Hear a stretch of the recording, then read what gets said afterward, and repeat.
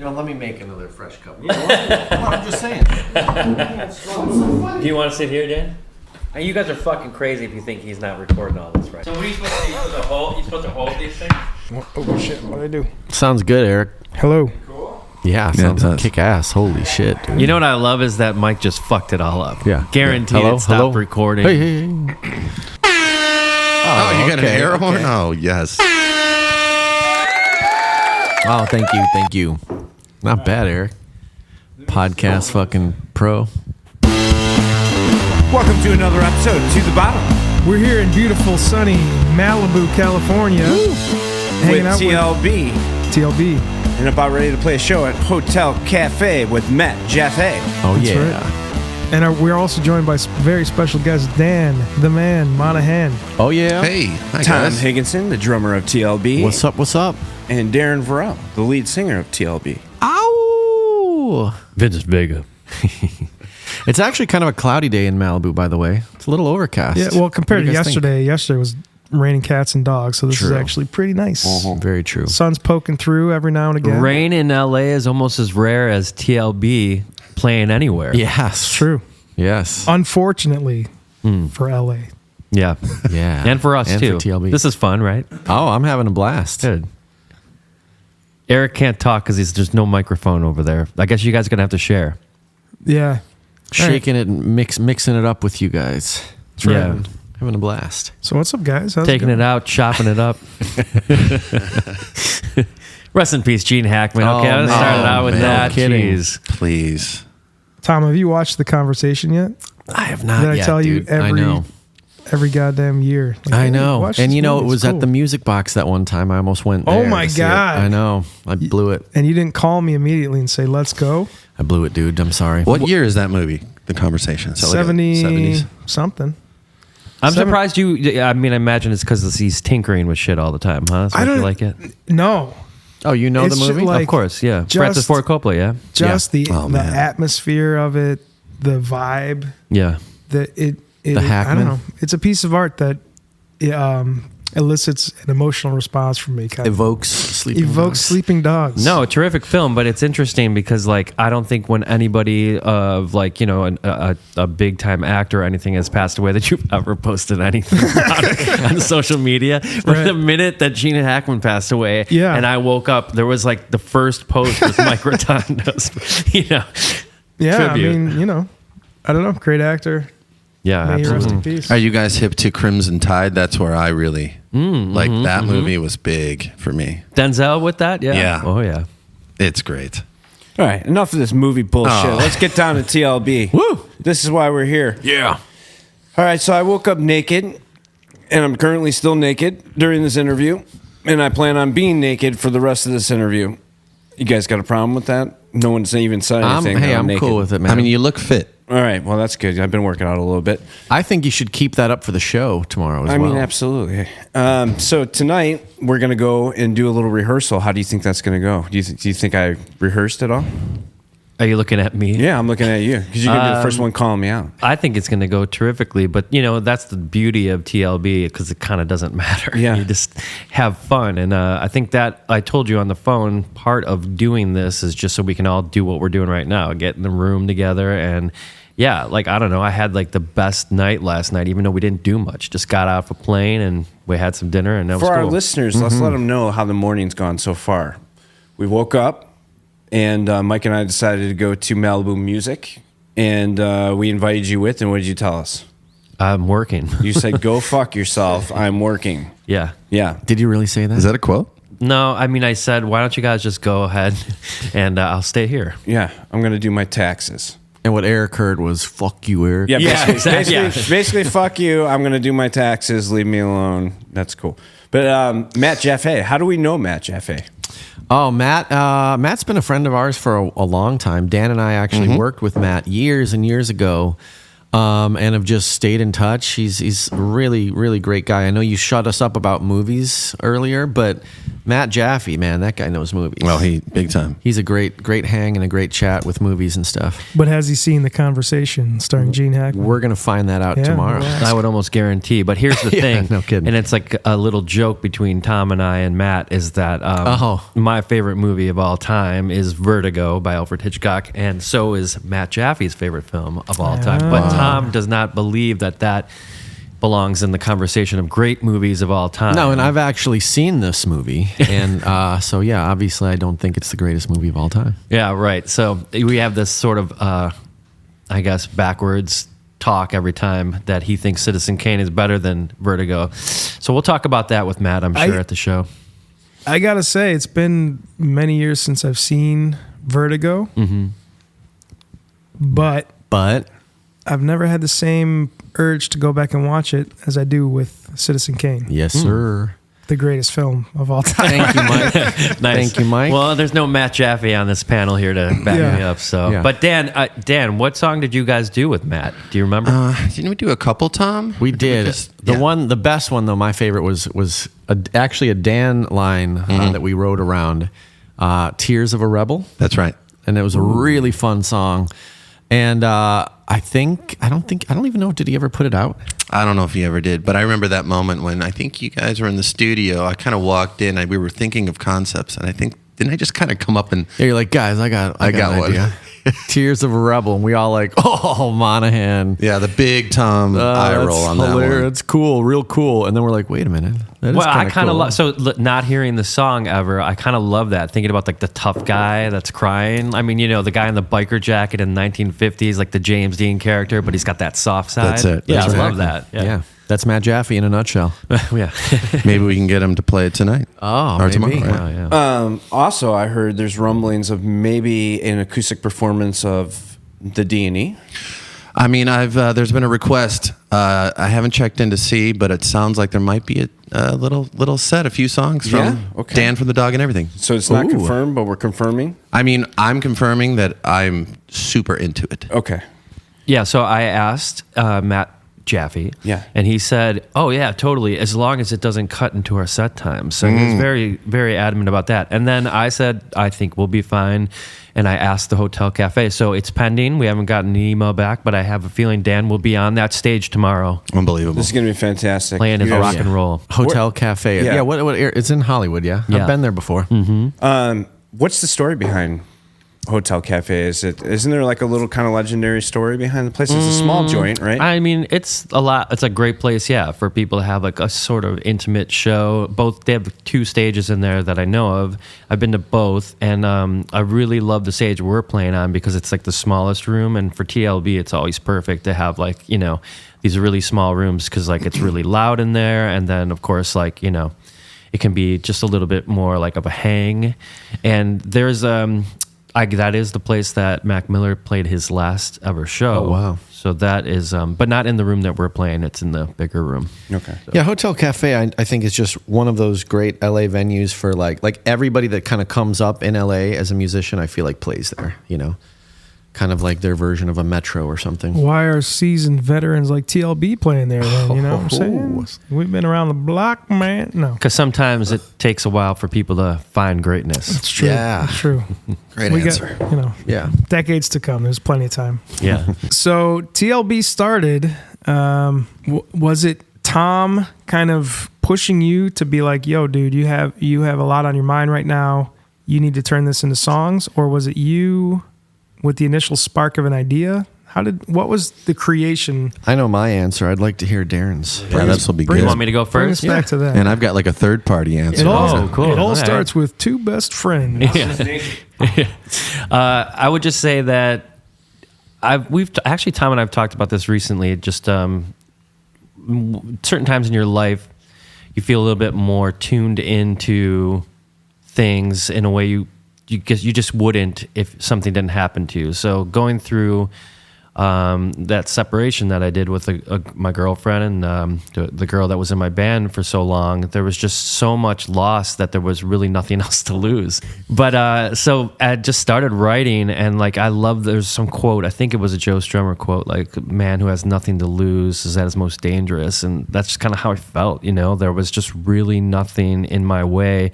Because I remember even the last Scissors show that we played, and Tom saw it, he's like, you guys are so far up your fucking asses, you know? And I felt like that, leaving that band, and was like so, I couldn't do anything without thinking too much about it. And then I went into this thing with writing, and it was like the floodgates open. It was a really beautiful place to be. So, yeah.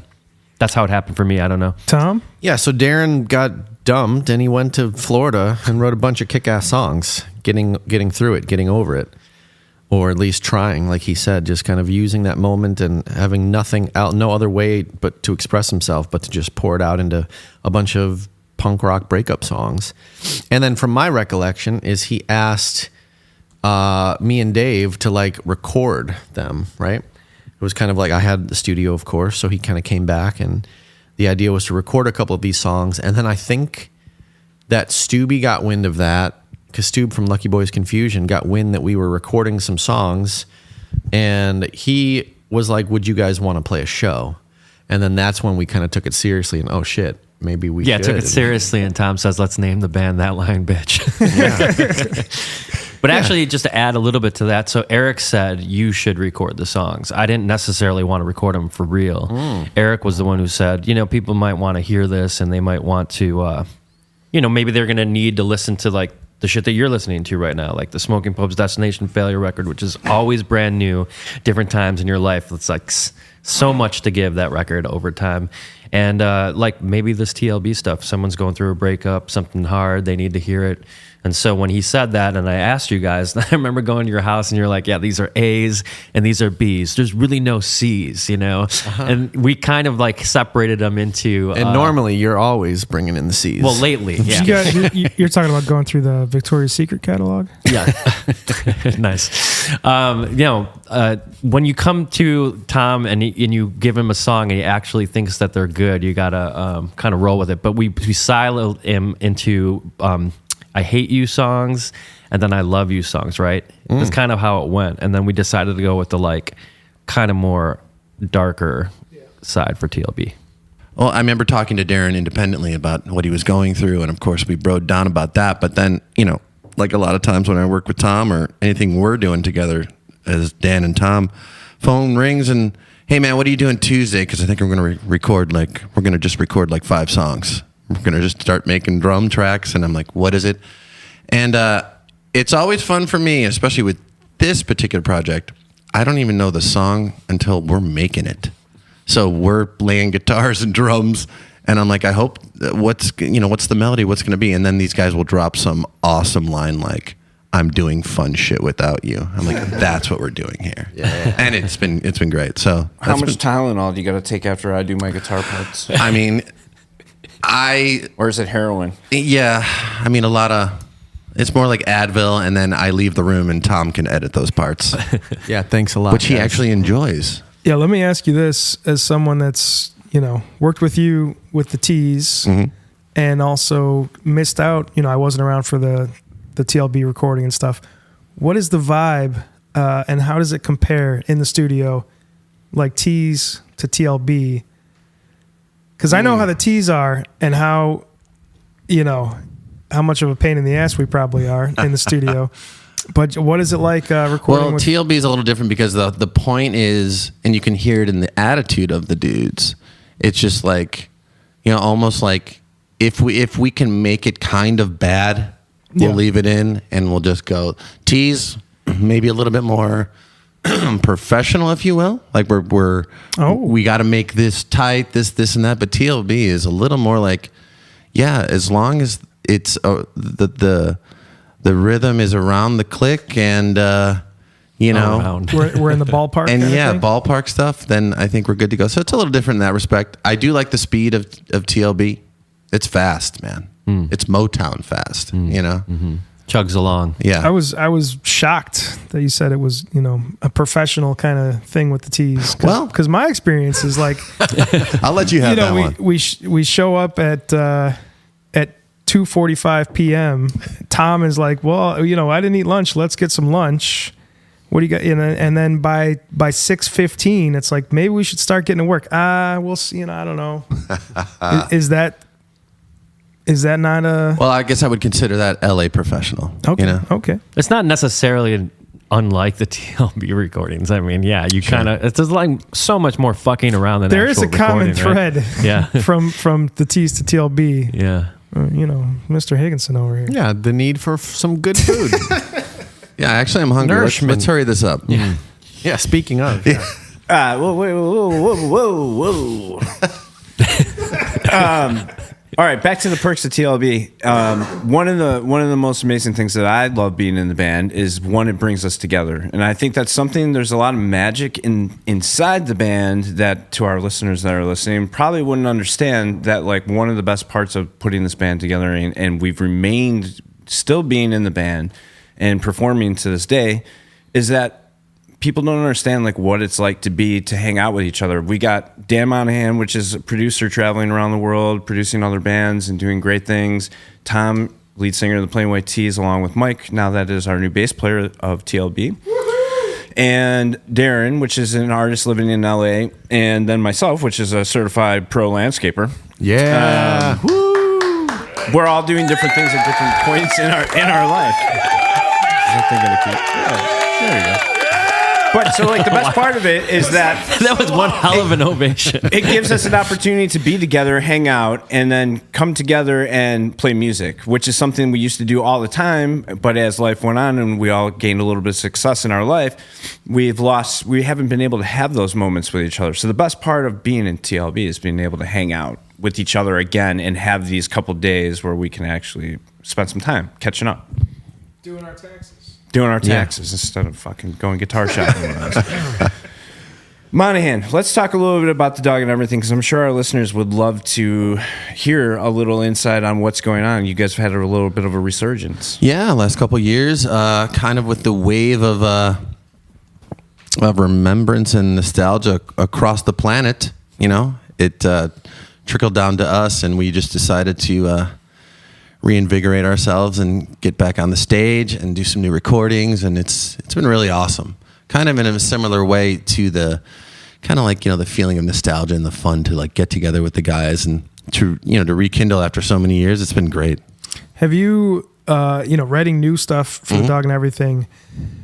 Have you never stopped writing, or did you have to kind of go back and be like, how do I write a dog and everything song? Yeah, never stopped writing, but yeah, for sure it was like, okay, what does this band sound like in 2025? Like how is it going to sound? And I think we've got it down what we want to do. We're currently working on like a kind of an acoustic like EP thing that people have been asking for 20 years. So it's been cool. That's been really cool, like to kind of do some of the old songs and write some new ones. So yeah, it's cool. I think another incredible thing about this podcast is that a lot of our listeners are a lot of the similar. They love all of our bands, and they're always tuning in, and we get a lot of emails of people wanting to know a little bit about, like, when are we going to hear a little something about Millie Myler? Millie Myler. Yes.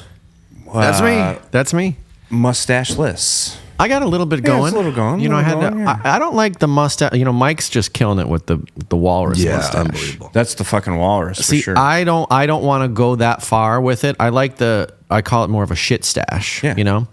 Like I give it like 2 or 3 weeks and then I just get rid of it. Little Royal Tenenbaum-ish. Ooh. Something like that. Yeah. But yeah, Millie, I just put out a new. Did you listen to it, by the I way? have. You did? No, Since last night. No, I have not. Yeah, I put out a song on Valentine's Day. Kind of me and Dan were actually sitting right here at this table on all of Valentine's Day recording the song, kind of like writing it and putting it together as we went.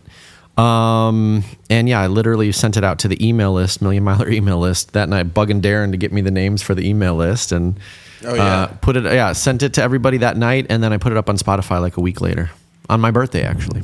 So yeah, staying active with that, having fun with it. It's giving me a great outlet for just writing songs that aren't like Plain White T's or TLB, basically, kind of a fun 80s hyperpop vibe where there's kind of just no rules and I can have fun and do whatever I want.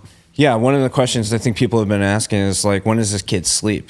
Yeah. Like, you're doing so much of everything. I think there's a point, like, people want to see you perform Million Miler. And also the Plain White T's, obviously. But you have some things coming up with the T's. You got a busy year. Is there going to be some Million Miler in between there? I mean, absolutely. I think I'm working on another show in Chicago in April for Million Miler because the T's are about to go to Australia and the Philippines and stuff. Singapore, Thailand. Yeah, that's going to be great. fun. Stoked. And then, get home. And I'm trying to think of something fun to do, like Million Milers, going to, like, kind of have some goofy thing, like as if it's Millie going to Australia, somehow make it funny, like... I don't know. I'm figuring that out. But yeah. Millie Down Under. You should hit every every karaoke club on that trip. And that's a good idea. I mean, the content. Instead of Good Night, Red Heart, it's Good Eye, Red Heart. Not bad, dude. Not bad. Still trying to plan on some Millie shows. But yeah, like you said, the T's are starting to get kind of active again and a lot of shows coming up in the spring and summer. So we'll see. Definitely going to keep it going and have fun with it. I think one of my things that I'm excited about, I think me and Tim, the guitar player of Plain White T's, he's got a solo project called Timothy Howells. And we were talking about doing a flip where he does a Timothy Howells version of a Million Miler song, and I do a Million Miler version of one of his songs. So that would be fun and kind of keep it interesting and kind of tying it all back to Plain White T's still. That's awesome. Yeah.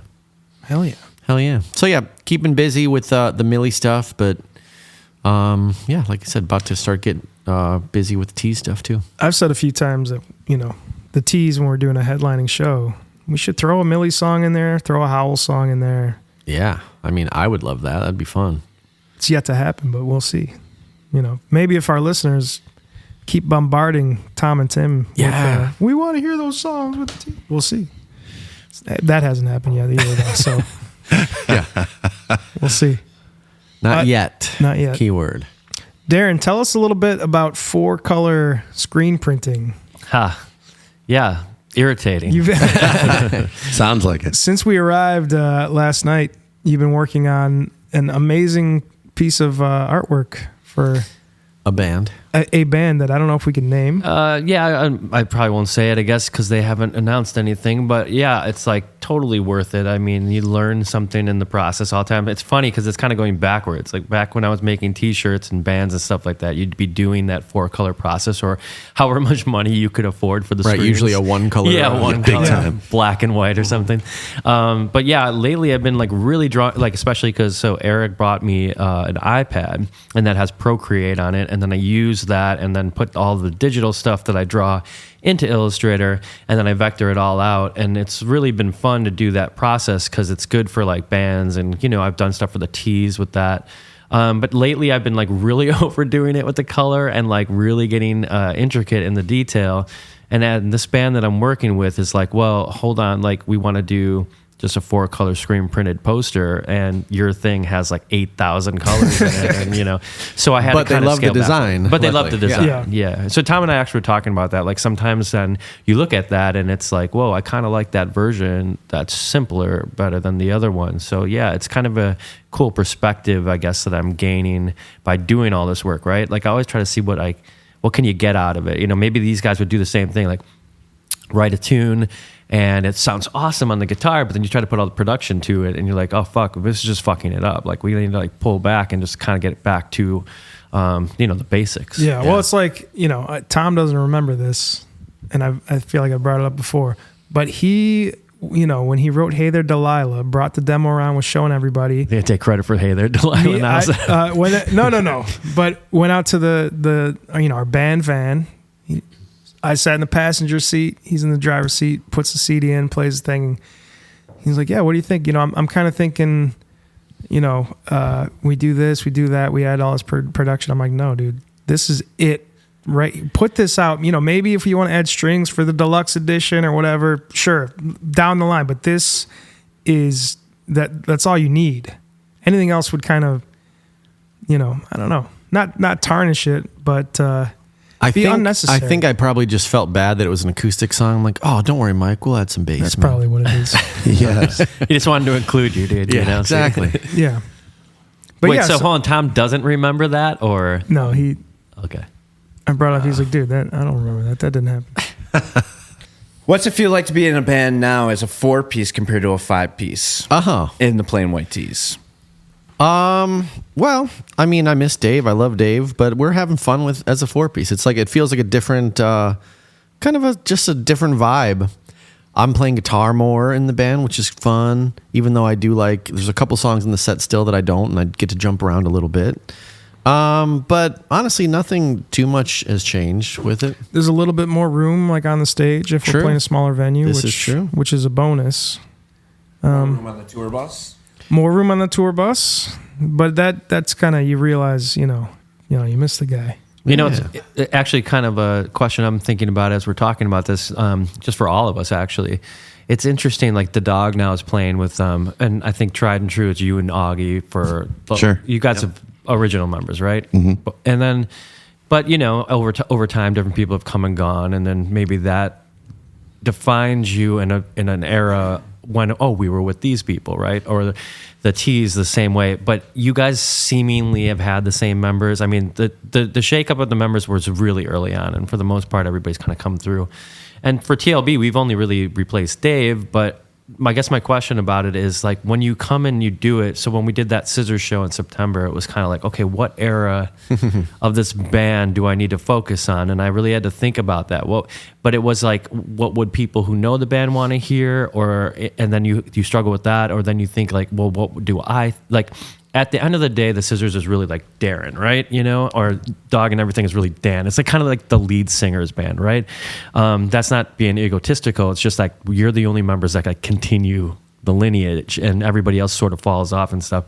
So it's a long way around kind of asking you guys, like, do you think about that, or is there a favorite time in the lineage that you like, or is now the time? Now's the time, man. Now figured is you'd say always the that. time, you know? I did just go through because it's the 20-year anniversary of All That We Needed, and so I was trying to find some demos and stuff like that. And my mom and Ted actually found a whole bin of stuff, and I went through them. And really fun to listen to some of that stuff, and that really brought me back to times when we would be out here, actually in California. At like our buddies' like rehearsal space, studio, making the demos, putting the songs together, kind of like instantly took me back. Steve Mass was still in the band for half of that, and then Tim was for the other half. So it was kind of one of those like turning points, like changes, shakeups in the band. And just hearing the songs, it was really fun, and remembering, like, it just kind of took me back to it. Yeah, and it was a great time, and I feel like we were pretty freaking on at that point. Yeah. That was a good synergy, or whatever you want to call it. That was still, that was kind of the breaking point for the band. We were making the album that would, kind of start blowing up the band, and it was, you could kind of hear it in those sessions.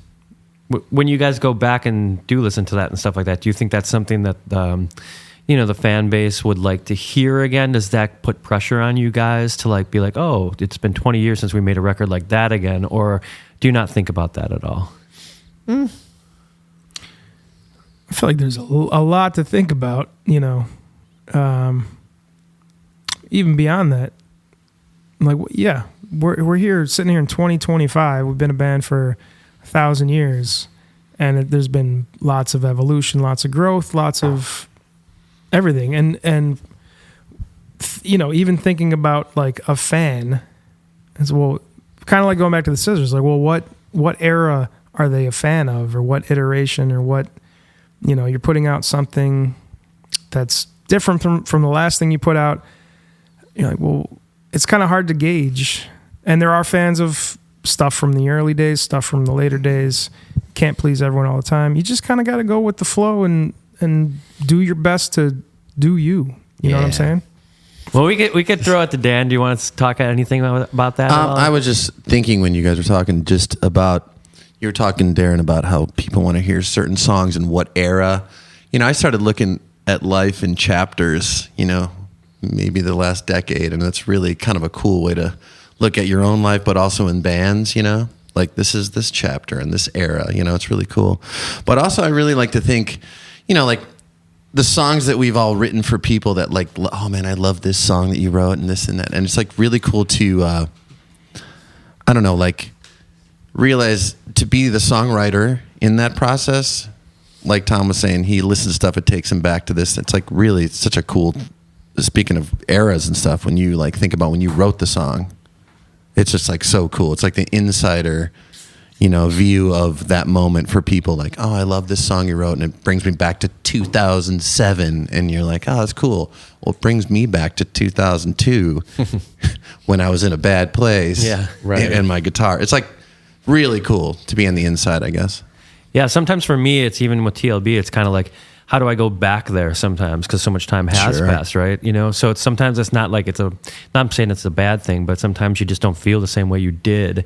What was it like to be in your 20s making a record, coming to California for like the first time, and you've got all of this like different view that you've never experienced before, but now all these years later, you've kind of built onto that. So like how could you make the same work of art? You're totally different. Totally.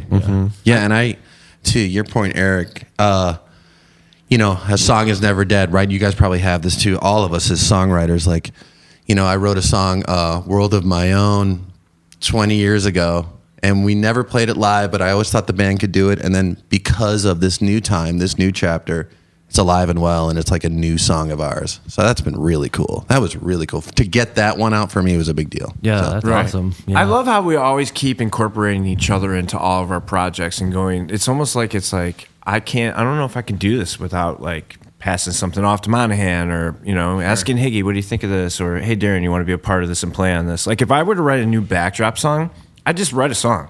Like I'm not going to go back and think, how did I write all those songs in 1 week? Like we could ask ourselves and go around the table and try to figure out how we did things or where we're going or what it feels like now. But the fact of the matter, the great thing about being in the now is if I go pick up that acoustic guitar, I'm just going to sing how I feel right now. And I think that's how all records are just going to keep continuing to go. How do you feel right now in this moment?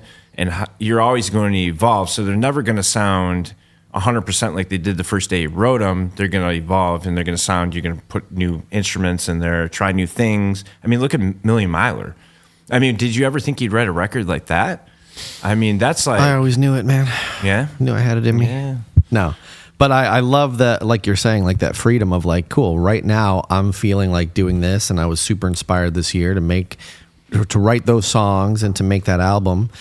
And yeah, it's just kind of, it came out of me like that. And that's, where my head was. That's the album I wanted to make right there and then. And I did it. One of the reasons why I think a lot of us are very successful in our music careers, because you couldn't have made that record unless you were inspired. Like, totally. Especially in the style of music that you wrote that, because that wasn't, you love that kind of music. You love all music, but like for you to actually, how many people do you know are successful to be able to cross genres like that? And especially you kind of created a genre, in my personal opinion. You kind of created something new.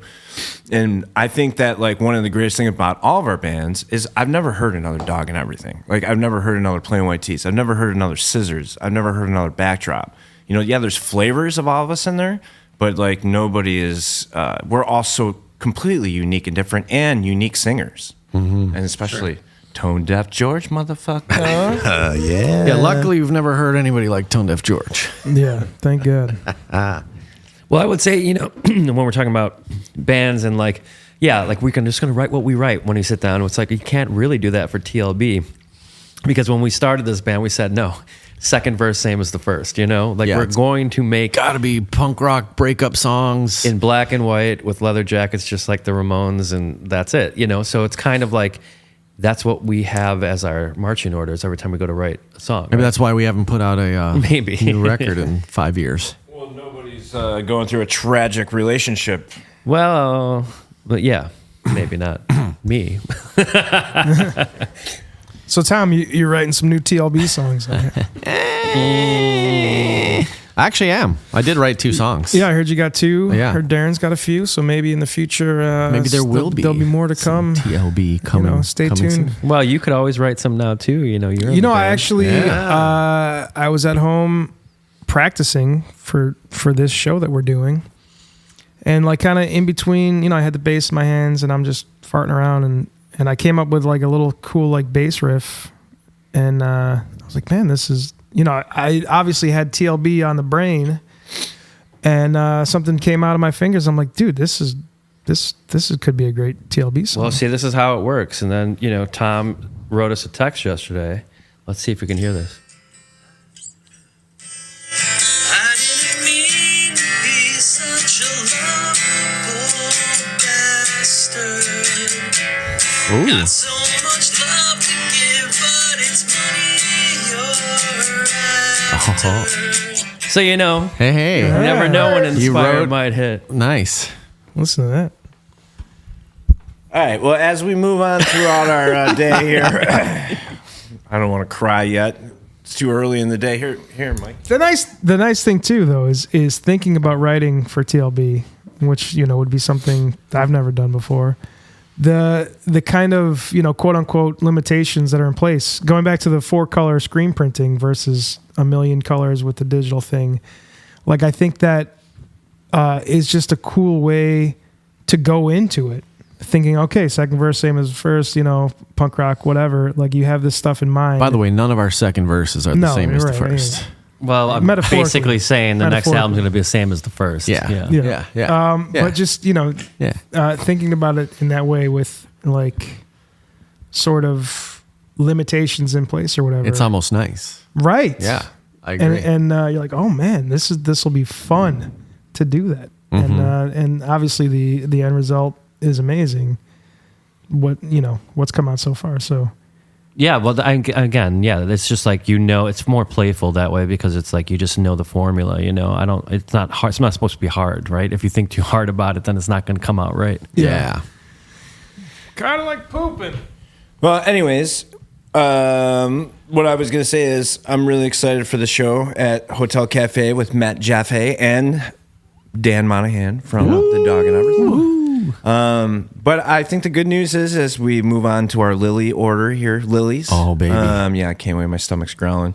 But what I was going to say is that the good news is that I don't think any of us are ever stopping playing music. There's always going to be a version of all of us as friends playing music. It's never going to stop. TLB is never going to break up. T is never going to break up. Dog and Everything's never going to break up. Tone Deaf George broke up, but they're getting back together. Backdrop, I don't know. That's to be determined. But as we go forward in life, I'm so grateful to play music with you guys and to have coffee here this morning and play a kick-ass fucking show tomorrow. Yeah. Yeah. Darren, maybe you could put down the fucking taxes and go to a fucking guitar shop. Yeah, with I'm us, done. or some I'm done now. Shit like that. But other than that, let's get some fucking Lilies. Let's do it. Let's All do right. it. Thanks, guys. Thank you.